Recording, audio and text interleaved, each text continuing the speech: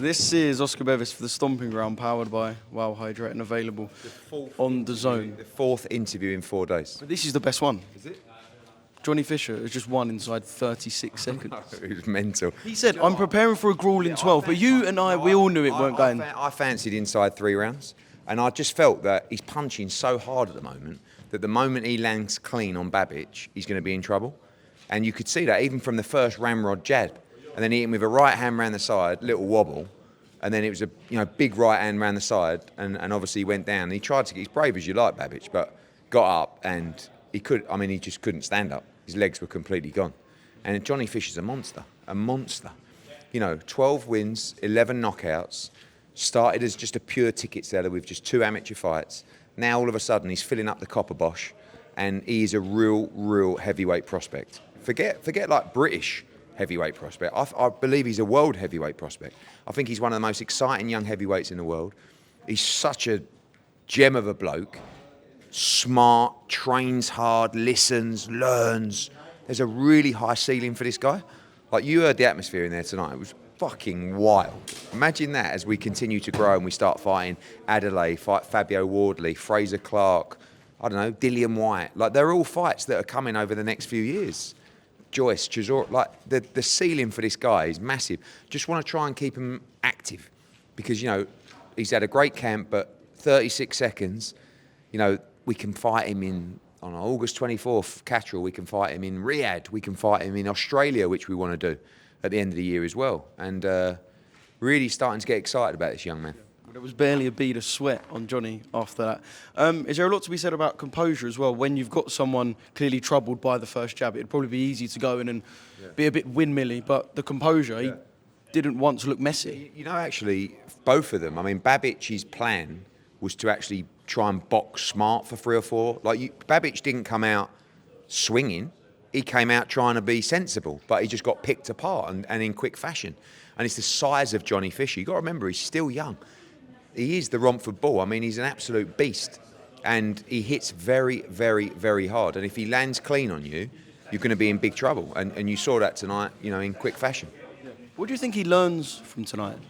You don't. Just an occasion sort of thing. But you learn every fight, don't you? I mean, you don't just learn in the ring. You learn in the dressing room. You learn on a ring walk. You learn in training camp. You learn in sparring. So every fight you learn. Obviously, the fights that are a bit tougher and that go longer, you learn more in.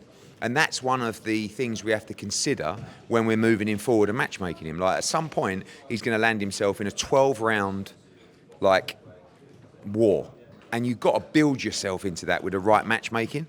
So the quick nights, the 36 seconds, are absolutely fantastic. For him.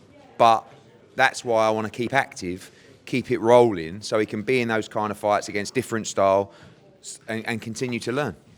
I know there'll probably be a calibre that His Excellency likes of a fighter to, I guess, pick them for shows. But we know he watches all of this. Do you think he looks at tonight and goes, this is a fighter I want on my big bills? I mean, obviously, everybody's got their own favourites and styles and everything, but His Excellency loves heavyweights, and he would have watched tonight with Riyadh season all over the canvas and on the ropes, and he would have gone, who is this kid?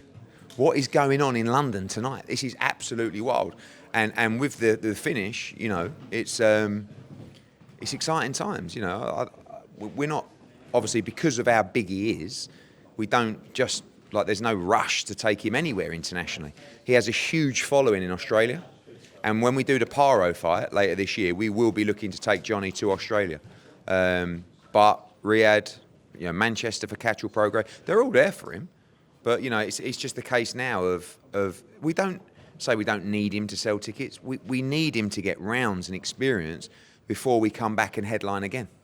Obviously, he's won the Southern area. You mentioned British, so could you jump him into a British title fight? I love Fabio and I love Fraser as well. I think they're 2 great lads. When they fought at the O2, Johnny will tell you, I messaged him straight away. I said, you'll beat these 2. And he was like... Box them both up? I mean, I just think, his engine's too good. He punches too hard. His chin is solid.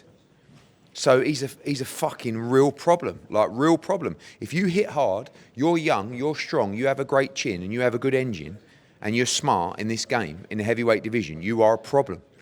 And, Fabio Wardley and like they have fights like they had last time. Johnny Fisher's going to catch up with him. I'm not saying he should fight him next. I like the fight against David Adelaide. I like the fight. I think against the loser of Fabio. I don't know, but I back him in those fights now, honestly. But we've got to get it right. There's no tearing rush. 12 fights, 11 knockouts. But honestly, a real, in my opinion, a world heavyweight prospect, not just a British heavyweight prospect. We said it's going to be an exciting journey in the ring, and that it will be. Just one more thing next week. It's going to be good. Listen, it was that wild. Promo, by the way, so good. Yeah, shout out Alex Haynes, done a great job. But listen, tonight was wild. Wait till we get to Philadelphia next week. Homecoming of Boots Ennis. You saw one of our fighters last week, pound for pound, number 5, Bam Rodriguez. I believe Jerome Boots Ennis is also pound for pound top 5. But good fight next week against Avanesian, and you're going to see a young talent come home to the Wells Fargo. 13, 14,000, whatever it'll end up being. It's going to be another incredible night.